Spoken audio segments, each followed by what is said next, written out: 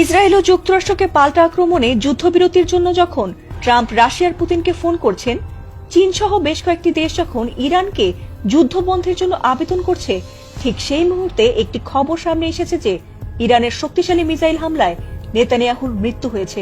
আর এই খবর যখন বর্ণনা করছেন মার্কিন এক গোয়েন্দা কর্মকর্তা, তার বরাত দিয়ে ইরানের বেশ কিছু গণমাধ্যমও নেতানিয়াহুর নিহতের খবর প্রকাশ করেছে।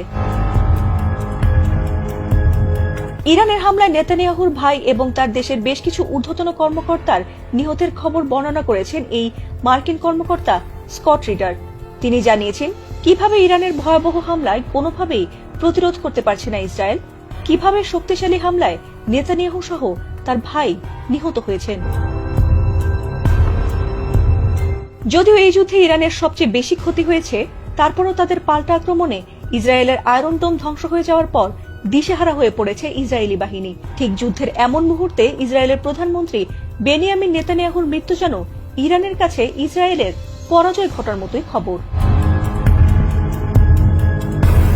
ইসরায়েলের সিজারিয়ায় অবস্থিত নেতানিয়াহুর পারিবারিক বাড়িতে নতুন করে ব্যালিস্টিক মিসাইল হামলা চালিয়েছে ইরান। আর সেই হামলায় এবার ইসরায়েলের প্রধানমন্ত্রী বেনিয়ামিন নেতানিয়াহু ও তার ভাই ইদ্দো নেতানিয়াহু নিহত হয়েছে বলে জানিয়েছেন স্কট রিডার। এমনকি সেই হামলায় ইসরায়েলের জাতীয় নিরাপত্তা মন্ত্রী ইতামার বেন গাভিরও গুরুতর আহত হয়ে হাসপাতালে আছেন, আর তার বাঁচার সম্ভাবনাও নেই, এমনটাই জানা গেছে এই গোয়েন্দার বরাতে।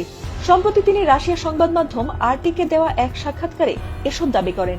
সেই সাক্ষাৎকারে তিনি আরো দাবি করেছেন যে ইসরায়েলের সম্পূর্ণ ক্ষমতা দখল করতে চলেছে ইরান, আর এটাই এই যুদ্ধের বাস্তবতা বলেও জানিয়েছেন তিনি।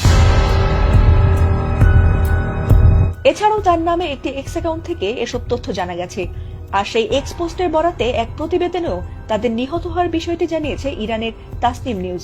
যদিও তাদের প্রতিবেদনে স্কট রিডারের এক্স পোস্টের বরাত ছাড়া আর কোনো প্রমাণ হাজির করা হয়নি। এমনকি যে অ্যাকাউন্ট থেকে এই পোস্ট করা হয়েছে সেটি আদৌ স্কট রিডার ব্যবহার করেন কিনা সেটি এখনো নিশ্চিত হওয়া যায়নি। এছাড়াও প্রধানমন্ত্রী দপ্তরের রেকর্ড বলছে নেতানিয়াহুর নামে সর্বশেষ যে বিবৃতিটি দেওয়া হয়েছিল সেটি গত 7 মার্চ। এরপর থেকে এখনো পর্যন্ত জনসমক্ষে প্রকাশ্যে দেখা যায়নি নেতানিয়াহুকে। এমনকি এই ব্যাপারটি ভুয়া বলে উড়িয়ে দিয়ে সোমবারের একটি ছবিও প্রকাশ করেছে ইসরায়েল, কিন্তু সেটিকেও এআই বলে দাবি করছেন নেটিজেনরা।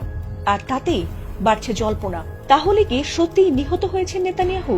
আর যদি বেঁচেই থাকেন তবে তিনি যে মরেননি এমন কথা প্রকাশ্যে এসেই বোধহয় তাকে এবার খোলাসা করতে হবে বলে মনে করছেন বহু মানুষ।